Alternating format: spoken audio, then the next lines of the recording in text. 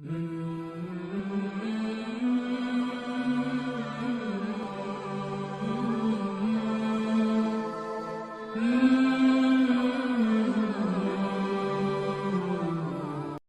امیر خسرو رحمۃ اللہ علیہ کی زندگی کا یہ اعجاز ہے کہ ایک طرف تو اپنے سارے معاصر سلاطین دہلی کے محبوب، ہمدم، ہمراز اور ہم جلیس بنے رہے۔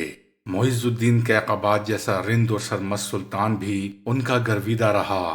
جلال الدین خلجی جیسا نیک دل فرما روا بھی ان کا فریفتہ تھا۔ علاء الدین خلجی جیسے سخت گیر حکمران کو بھی ان کے بغیر چین نہیں ملتا تھا۔ قطب الدین مبارک شاہ جیسا لاپرواہ اور غیر ذمہ دار سلطان بھی ان کا گرویدہ رہا۔ غیاث الدین تغلق اور محمد بن تغلق جیسے بیدار مغز فرما رواؤں کے درباروں میں بھی ان کو محبوبیت حاصل رہی۔ سلاطین کے درباروں میں اس طرح رہے جیسے بھرے ہوئے دودھ کے پیالے پر گلاب کی پنکھڑیاں رکھی ہوں۔ آپ کے مرشد حضرت خواجہ نظام الدین اولیاء رحمۃ اللہ علیہ کسی حال میں بھی اپنے معاصر سلاطین سے ملنا پسند نہ کرتے۔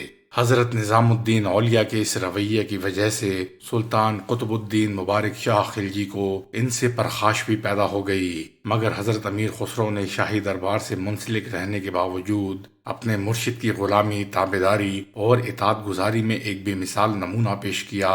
ان کے شاہی آقاؤں میں سے کسی کو ان سے یہ شکایت نہیں ہوئی کہ وہ اپنے مرشد کے ادنا غلام اور چاکر کیوں ہیں، اور نہ ان کے مرشد کو یہ گلہ ہوا کہ وہ دربار داری کر کے دنیا سے کیوں ملوث ہوئے۔ وہ اپنے شاہی آقاؤں اور روحانی پیشواؤں کے درمیان بال سے باریک اور تلوار کی دھار سے زیادہ تیز دھار کے پل صراط پر پوری زندگی کامیابی سے چلتے رہے۔ حضرت امیر خسرو شاہی محلوں، شاہی درباروں یا شاہی کیمپوں میں ہوتے تو ان کا دماغ تو ان جگہوں پر ضرور ہوتا، مگر ان کا دل اپنے روحانی مرشد کے خرقہ کلہ میں لٹکا رہتا۔ وہ اپنے شاہی آقاؤں کو اپنی قصیدہ خوانی، مثنوی نگاری، خوشگلوئی، فن موسیقی، بزلہ سنجی اور حاضر جوابی سے خوش کرتے رہتے، مگر اپنے روحانی آقا کے پاس پہنچ جاتے تو کبھی ان کی خدمت میں منقبت کہہ کر اپنی عقیدت و محبت کے پھول نچھاور کرتے، کبھی خلوت میں ان کے ادنا غلام بن کر رہتے، کبھی ان کے ساتھ مجلس سما میں رقص کرتے، کبھی خوش الحان قوال بن کر شراب معرفت کے خم لنڈھاتے، کبھی سوز عشق کا درس حاصل کرتے، کبھی مجلس میں بیٹھ کر ان کے ملفوظات قلم بند کرتے رہتے، کبھی ان کی گرانی طبع کو اپنی محبوبانہ اداؤں سے دور کرنے کی کوشش کرتے۔ سیر الاولیاء کے مصنف کا بیان ہے کہ سلطان المشائخ جب عشاء پڑھ لیتے تو کوٹھے پر جاتے، وہاں کچھ دیر عبادت کرتے، پھر ان کے سونے کے لیے کھاٹ بچھائی جاتی۔ اس وقت کسی کو آنے کی اجازت نہ ہوتی، صرف حضرت امیر خسرو آتے، وہ ان کے سامنے بیٹھ کر ہر قسم کی باتیں اور حکایتیں سناتے۔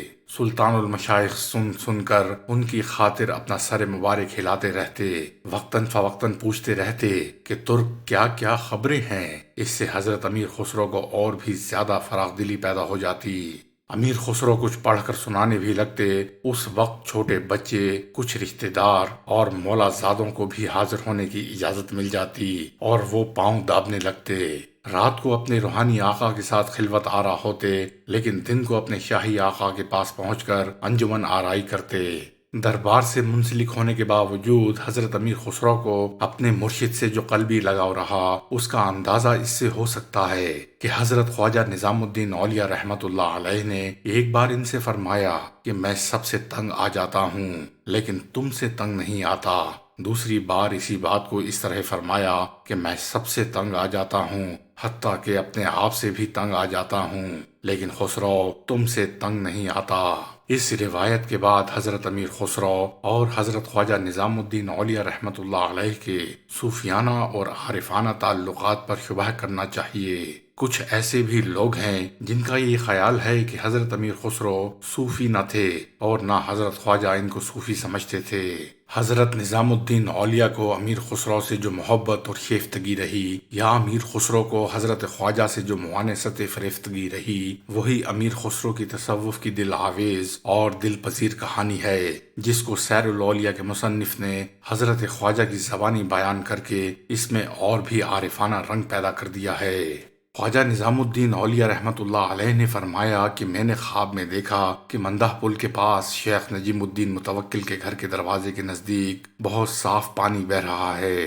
خسرو ایک اونچی دکان پر بیٹھے دکھائی دیے۔ میں بہت خوش ہوں اور مسرور نظر آ رہا ہوں۔ میرے دل میں یہ بات پیدا ہوئی کہ اس وقت خسرو کے لیے وہی چیز مانگوں جو میں چاہتا ہوں۔ میرا خیال ہے کہ میری دعا قبول کی گئی اور خسرو میں وہی کیفیت پیدا ہو گئی۔ ایک اور موقع پر حضرت خواجہ نے فرمایا کہ ایک روز خسرو کے لیے دعا کرتے وقت یہ خیال آیا کہ خسرو درویشوں کا نام نہیں ہوا کرتا، خسرو کو محمد کاسا لیس کے نام سے پکارنا چاہیے۔ خسرو سے جب اس کا ذکر آیا تو انہوں نے کہا، میرے لیے خطاب غیب سے آیا ہے، گویا رسول اللہ صلی اللہ علیہ وآلہ وسلم نے اس کی خبر دی ہے، اس سے مجھ کو ابدی نعمتوں کی امید ہو گئی ہے۔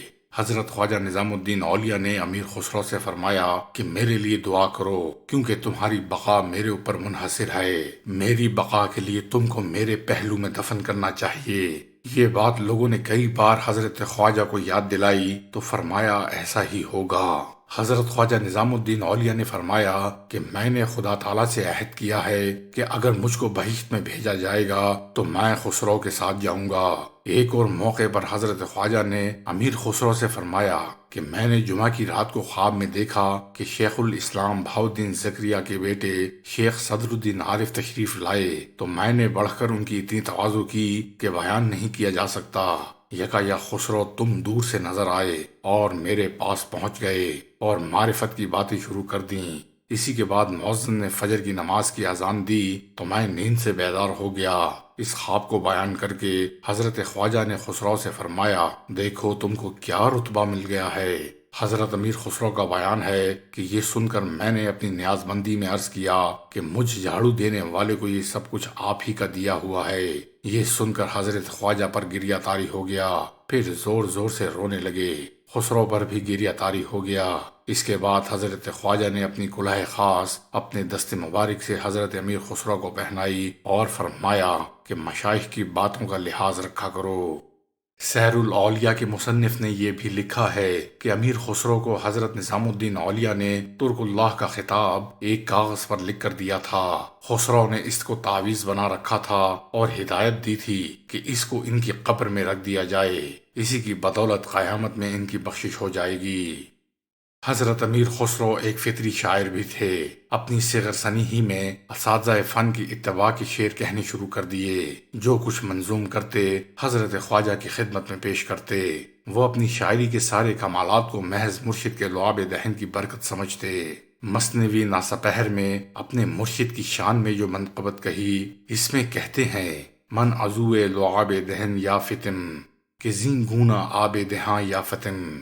ایک روز حضرت نظام الدین اولیاء نے امیر خسرو سے کہا کہ معشوقوں کے زلف و خال کے ساتھ اصفہان کے شعراء کے طرز میں عشق انگیز کلام کہا کرو۔ امیر خسرو نے انہی دل آویز صفات کے ساتھ اپنا کلام کہنا شروع کیا اور اس کو انتہائی کمال تک پہنچا دیا۔ ایک بار حضرت امیر خسرو نے حضرت خواجہ کی مدح میں ایک منقبت کہی اور جب یہ منقبت حضرت نظام الدین اولیاء کو سنائی تو حضرت خواجہ نے فرمایا، کیا صلہ چاہتے ہو؟ امیر خسرو نے جواب دیا، کلام میں شیرینی۔ اس وقت حضرت خواجہ کی چارپائی کے نیچے ایک تشت میں شکر رکھی تھی۔ انہوں نے خسرو سے یہ تشتری منگوائی اور ان سے کہا، اپنے سر کے اوپر چھڑک لو اور کچھ کھا بھی لو۔ اس کے بعد حضرت امیر خسرو کے کلام میں ایسی ہی شیرینی پیدا ہو گئی۔